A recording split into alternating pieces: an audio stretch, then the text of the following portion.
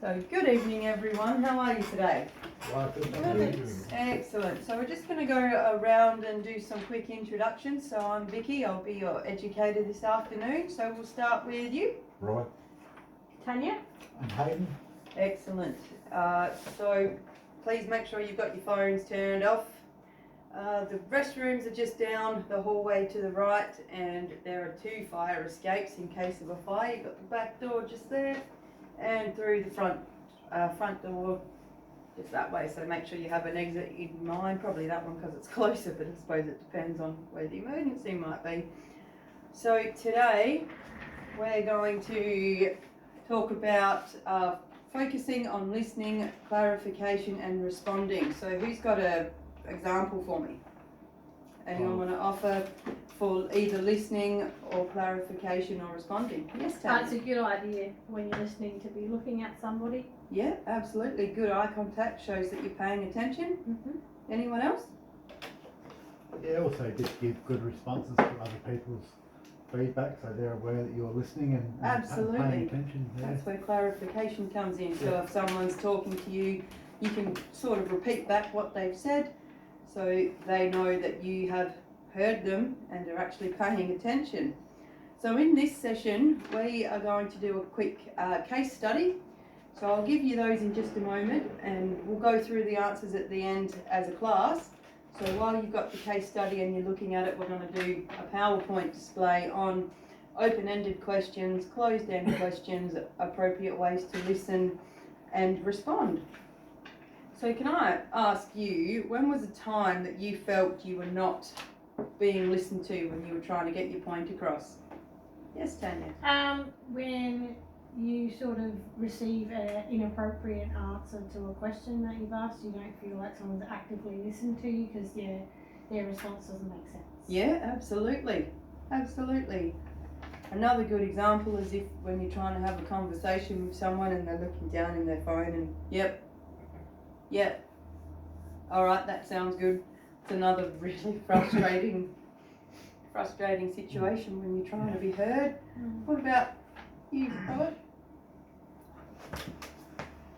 No. No? Not recently. Not recently? Well, that's a good thing. Alright, so what we'll do is I'll hand out these case studies and we'll have a quick look at them. So I've got one there for you. And there's a pen. And for you, and there's a pen. And I'll give that one to you just there, and a pen for you. Thank you. You're welcome. So, I'm just going to read this out. So, we've got Ingrid. She's a community service worker in a large team. Ingrid's team attends a weekly team meeting to discuss important service changes and give an area report. Ingrid was offended by something her supervisor Sandra said at this week's meeting. She felt like Sandra was saying that all the other service areas were doing well and that Ingrid's service area was underperforming. When Ingrid was giving her service update, she felt like Sandra wasn't even listening and that when Sandra did respond, her responses were not related to the information Ingrid was providing. At the end of the meeting, Ingrid was unsure what follow-up actions she should do next and didn't even know what the point of the meeting was. So 3 questions we're going to cover. What are some listening techniques that Sandra could use to let Ingrid know that her thoughts and ideas are important? Question 2. What are 2 open questions that Ingrid could use to clarify what Sandra said about her service area? And what factors should Ingrid consider in order to respond appropriately to Sandra's information? So we'll go to our little PowerPoint display. So we've got listen to requests, clarify meaning, and respond appropriately. Can you all see that? Okay, so effective communication is a dynamic exchange of thoughts and ideas. Each person brings different knowledge, experience and feelings to the exchange that can alter the information being expressed and interpreted. The only way you'll ever know if you've been understood by the other person is if they confirm the message back to you, which is what we were talking about before. So repeating back what you've heard.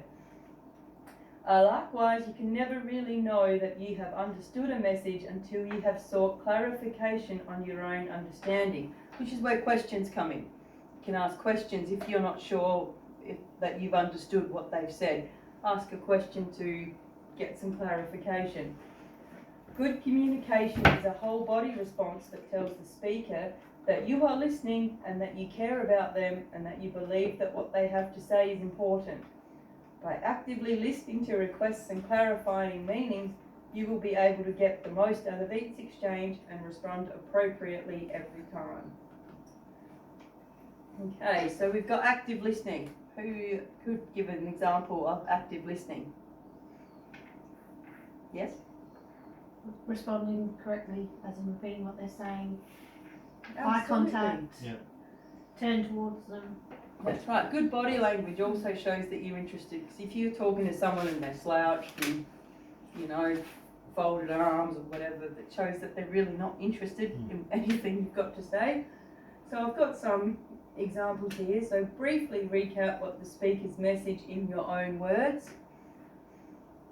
Soften your summary with phrases like, you feel such and such, it sounds like you, such and such. Try to use paraphrasing statements more than questions. Allow sufficient time and pauses for the speaker to add what they are saying. If more than one feeling is expressed, focus on the last or most prominent one. And using neutral words and body language, and the tone of voice is another one too. If you've got someone who is coming across quite powerful and strong with their voice, what's going on here? You're attacking me. Mm-hmm. I feel like you're, being a bit rude or, yeah. So it's important to use your tone of voice. Self-awareness and listening. So we've spoken about body language, and we're going to talk about do not interrupt. So I suppose we've all been interrupted while we've been trying to talk, but we're all guilty of it too, interrupting other people while they're trying to talk, especially when they've said something that we don't necessarily agree with. So people need to have the opportunity to speak without interruptions. However, your skills are needed to determine when the person is repeating themselves or taking up too much time at the expense of other parties, which again would be an appropriate time to interrupt. Like if you watch panel meetings, they're given a certain amount of time. When their time's up, the speaker of the house or whoever will say, okay, your time is up, sorry to interrupt, it's time to move on. Okay, and defer judgment. Hold off on responding until the end of the person's speech, both verbally and mentally. If you make judgments partway through, you may become biased towards only hearing the parts that reinforce the judgment that you have already made. Now that's a hard one when you're trying not to judge someone by what they're saying until they're finished, because it is true, we all make up our mind halfway through someone's sentence. Clarify meaning. Okay, so working in a community services environment can lead to many conversations where the information discussed is difficult or hard to understand. Now that could be particularly true if you're working with dementia patients. The conversations get sidetracked quite easily and they will often repeat themselves and then lose complete track of what it is they're talking about and forget the conversation. Information may be hard to understand because the person speaking to you has memory loss or difficulty with speech.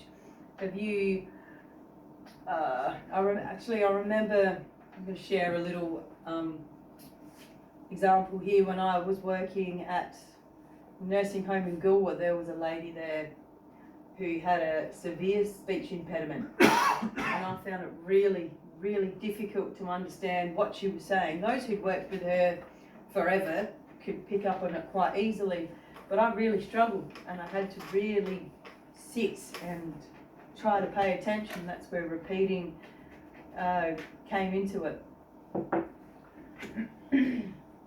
Got there. Perhaps they learn English as a second language and are reverting back to their native tongue as they age, which again is very common with dementia patients. they will all of a sudden forget that they can speak English. And it's really hard to have a conversation when you don't speak Italian or Greek. Regardless of the reason for the difficulty, it is important for all workers to acknowledge that they won't always understand the needs and requests, which is where it's important to ask for help.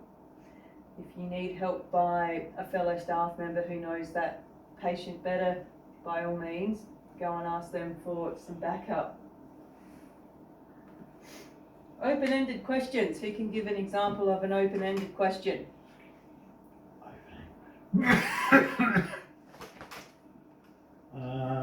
I'll start. Can you please tell me how you would like me to do this?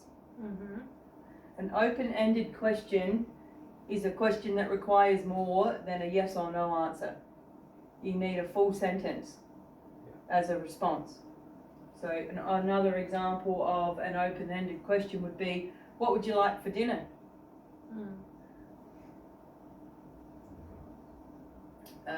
Would you like to tell me about what you did today? Or can you please repeat that for me? So an open-ended question requires at least a sentence as a response. Let's see. Pain in the bum. Sorry, my computer's just gone berserk. Closed questions. So if an open-ended question needs a sentence as a response, what would a closed question be? It's a question that only requires Very a yes short. or no response. Absolutely. Yes or no. So, do you want me to do this? Yes or no. Would you like chicken for dinner? Yes or no. Or are you comfortable? Yes or no. Yes or no. Would you like a blanket, etc. So anything that just requires a simple yes or no answer is a closed question. Okay, so in summary, once you feel that you have understood the message, you should repeat a summary of the key points back to the speaker. For example, so what I'm hearing is that your cookie jar is empty and you need me to go to the store. Yes, that is correct. So just in your own words, repeat back what you've heard as a clarification that you have been heard. Responding appropriately. Now, what kind of example would you think would be an appropriate response? Using what we've just gone through. If someone was to talk to you about shopping, Yep. and they want to go, I would like to go shopping today, please. Where would you like to go shopping? Absolutely. Use How- open yeah. questions. How long would you like to go shopping for? Is Yeah. there a time frame? Yep. Absolutely. Absolutely. What is it you'd like to buy from the shops? Do you need groceries, or are we going to look at clothes Yeah. or household utensils? Maybe they need a new pots and pans set. So responding appropriately to a need or a want. Okay, so we're going to do a quick example of listen, clarify and respond. So we'll go to listen. Rachel is a community service worker for Mrs. Rogers. Mrs. Rogers said to Rachel, "It is just so terrible to lose your memory and not know what certain words are or where you left the paper." How do you think would be a good response if someone said something like that to you? I can imagine how that would feel. Yeah, it must be frustrating. And it would be, absolutely. It'd be horrible not to know. I mean, we've all forgotten things. We forget where we parked the car, we forget where we put our keys, but could you imagine forgetting that you even had a car? That you drove yourself there and not knowing that you drove yourself there, so you walked home or caught a taxi home? Or even knowing what colour your car was? Yeah, so clarify Well, meaning. even worse, like my nan, hers was that bad that she walked into bedrooms or rooms inside of her house and didn't even realise that she had that room there.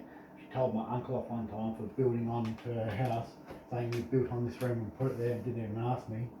Where that room had been there, they'd been in that house for 60 years. And Wow. that room had always been there, and yet she told him off for building she it thought to he- move onto the house. She thought he'd built on an extension Yeah. without her knowledge. Yeah. Oh, Yeah. that must be horrid. Yeah. Okay, so clarify meaning. Jonathan is recovering from brain surgery. As a result of the surgery, Jonathan has limited ability to communicate beyond single-step responses. So, since he has difficulty with his communication and is only good with single-step responses, what sort of questions do you think you should use? Ones that only require a yes or no Yes. answer. Exactly, closed Closed, questions. yeah. Absolutely. So, do you want something to eat? Yes. Yes or no? Yeah. You want that to be chips and gravy? Yes. Yes. Chips and gravy. Mmm. Okay, responding appropriately, just a quick example. Zoe is a community services worker who provides care to Mr. Singh. Mr. Singh is very upset that the laundry has misplaced his pajama pants. Mr. Singh tells Zoe that he is very upset with the system and doesn't understand how it happened. Zoe faces Mr. Singh, keeps her body language open and her face neutral, and acknowledges his frustration. Good body language. So especially if there's a communication barrier, is it always appropriate to have good body language and tone of voice. And that's the end of our PowerPoint display. So now we're going to go back to our case study after discussing those few slides there. So, do you want me to read the case study again, or? Yeah? Okay, so Ingrid is a community services worker in a large team. Ingrid's team attends a weekly team meeting to discuss important service changes and give an area report. Ingrid was offended by something her supervisor Sandra said at this week's meeting. She felt like Sandra was saying that all the other service areas were doing well and that Ingrid's service area was underperforming.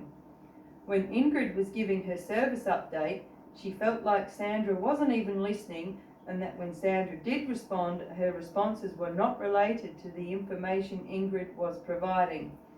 At the end of the meeting, Ingrid was unsure what follow-up actions she should do next and didn't even know what the point of the meeting was. So question 1. What are some listening techniques that Sandra could use to let Ingrid know that her thoughts and ideas are important? Focus. Yes, focus. It's a good one. Positive body language. Yeah, if you want to start writing them down. Also sort of repeat back some of her statements. Yes, and eye contact. Eye contact is so important because if you're looking at someone, it tells them, yes, you have my attention.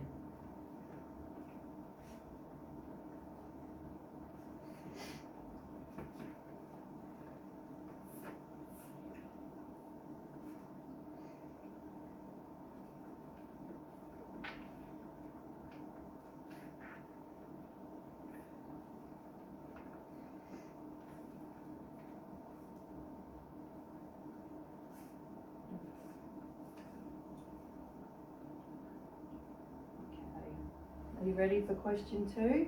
Sorry, not quite yet. Okay. What are 2 open questions that Ingrid could use to clarify what Sandra said about her service area? In what way do you feel we can improve? That's a great question. Absolutely.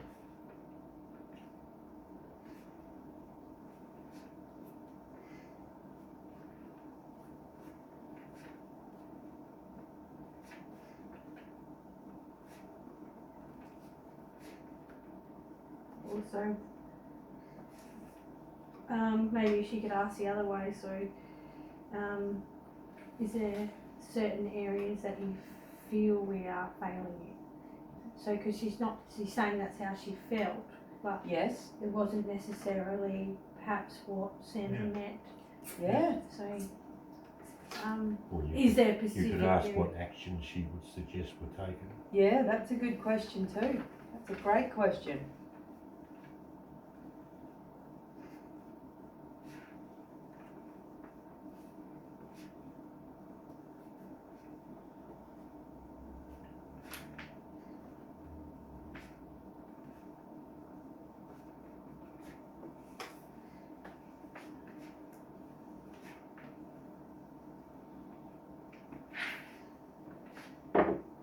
about the area report? It says there that Ingrid and all the other individuals give an area report. Mm-hmm. Do you think maybe she could ask about her area report? Was there anything she was missing? Was there anything wrong with her area report? Or that would be more of a closed question because it's a yes or no. Yeah, So yeah. I'm thinking with the area report, is there something else or what else could I add to my area report Yeah. to be more up to standard? Mm-hmm.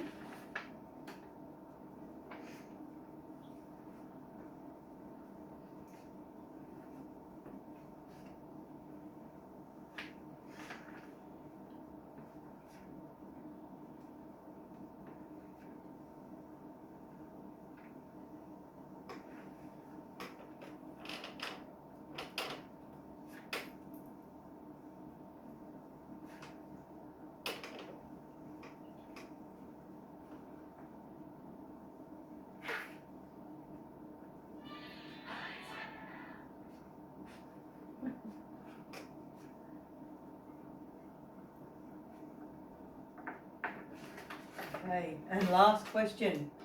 What factors should Ingrid consider in order to respond appropriately to Sandra's information? What factors? So,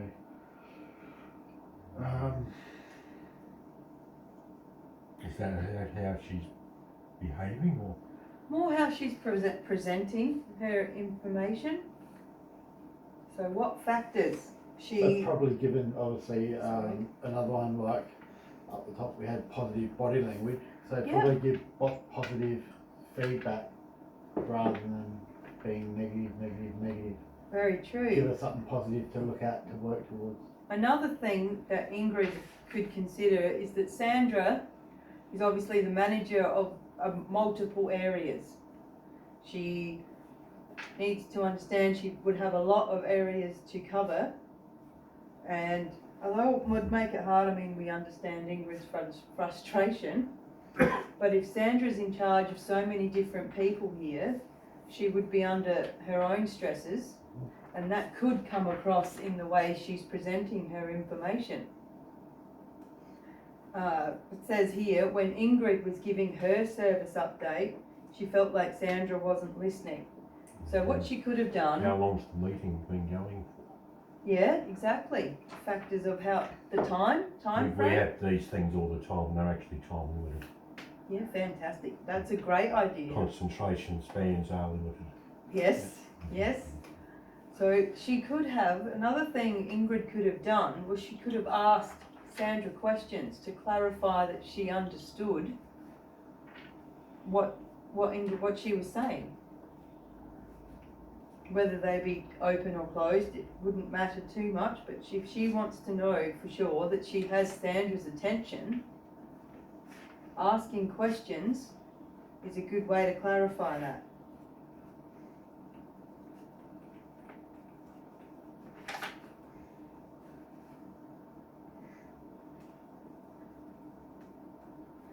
And the last paragraph says, at the end of the meeting, Ingrid was unsure what follow-up action she should do next. What do you think she could have done? Well, you know, she could have asked for clarification, or she could have asked Absolutely. Sandra for perhaps a better time to come and speak to her. Yeah, Ask absolutely. for a follow-up meeting. Ask for a follow-up meeting, absolutely. Perhaps when Sandra's got time to Mhm. listen to her. Yeah, absolutely.